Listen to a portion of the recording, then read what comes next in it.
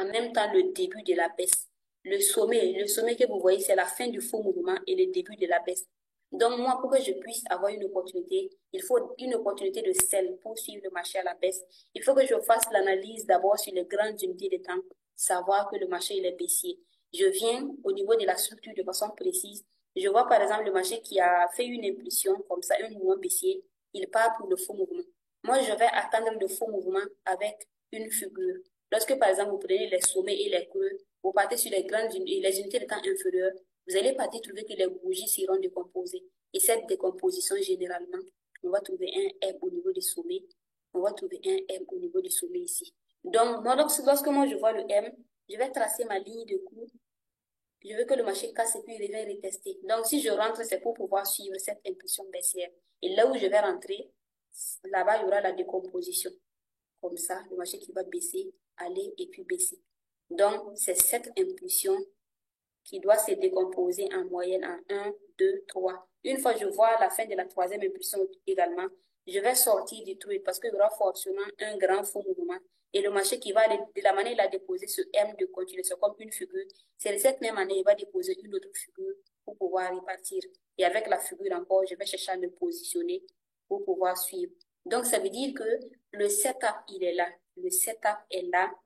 Et en fonction de l'évolution du marché, je vais venir le chercher pour pouvoir aller à la hausse ou à la baisse. Donc, avec la figure pour la baisse, je veux toujours que ça soit la fin d'un faux mouvement.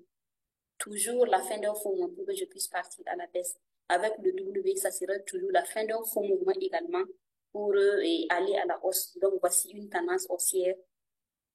Le marché qui fait des hausses, faux mouvements, hausse et tout. Donc, voici les creux, les différents creux. Donc, moi, mon objectif maintenant, c'est de prendre ces creux, c'est d'aller sur les unités de temps inférieures, là où je vais aller voir la décomposition. Une fois que ces creux sont décomposés, généralement, ça donne des figures. Et ce sont ces figures, maintenant, moi, je prends. Le temps de voir la figure, généralement, c'est déjà parti. Ça veut dire qu'on peut toujours prendre. Mais pour pouvoir avoir plus de profit, avoir plus de ratio, je vais attendre que le marché il parte et il revient retester. Parce que là, pendant que j'ai vu la figure, si je cherche à me positionner, je sais que le marché va hausser. Je me positionne ici, je serai obligé de placer mon stop loss jusqu'à ce niveau.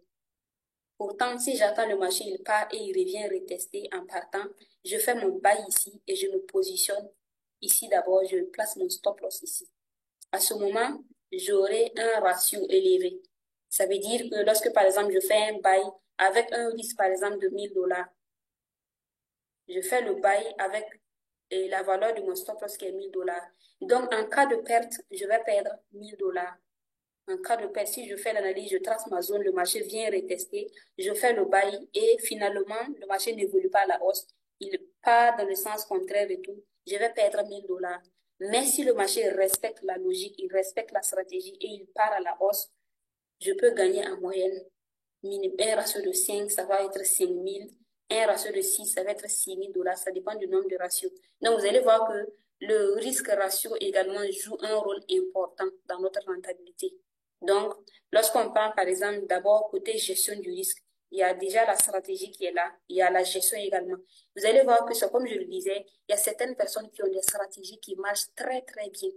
On peut dire à 80%. Elles ont une stratégie qui marche à 80%. Lorsqu'elles voient des opportunités, elles prennent, ça donne très, très bien.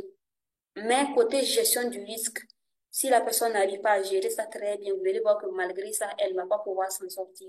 Donc, lorsqu'on prend le trading, ça ne sera pas un seul élément, mais plutôt plusieurs éléments qu'on doit mettre ensemble pour pouvoir s'en sortir. Donc, lorsqu'on parle de la rentabilité, ça ne va pas être juste côté stratégie ou juste côté gestion. Je vais gérer quoi si je n'ai pas de bonne stratégie? Et comme